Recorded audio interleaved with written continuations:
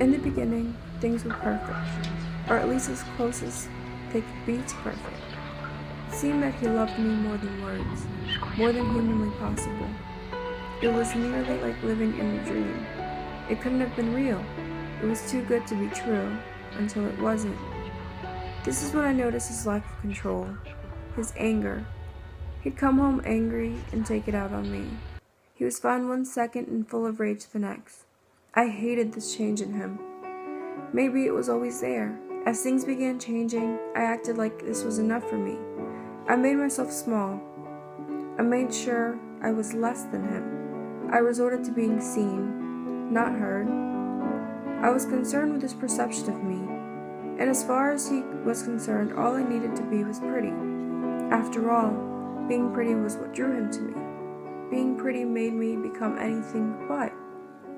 I had to shrink myself. I had to become quiet, reserved, submissive to his every word. I was so scared.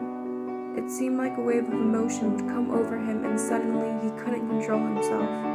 I hadn't realized his lack of control at the time. I thought I had found perfection. I thought our connection was intellectual and not just physical.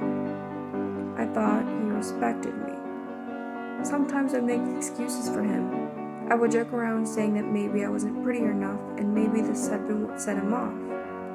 I would make up any excuse to keep myself from accepting that saying no is what hurt him, that having opinions threatened him, and that I wasn't small scared him. I would do anything to convince myself that this was normal.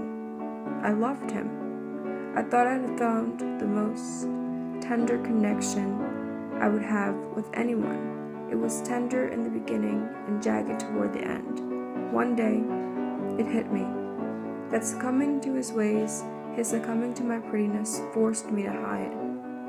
And so, I hid myself to remain pretty. He knew it was a weak point for me. He knew I could hardly believe myself to be anything greater than average, which led me to realize he would hit me again, and that I had to leave. I feared that he would follow me.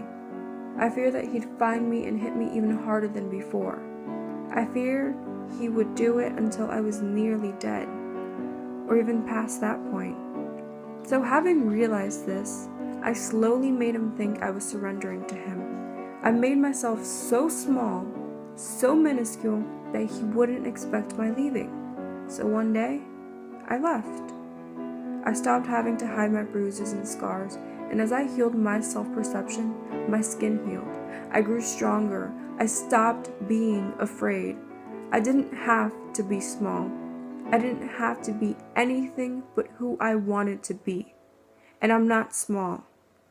I'm beautiful and strong, and most importantly, a survivor.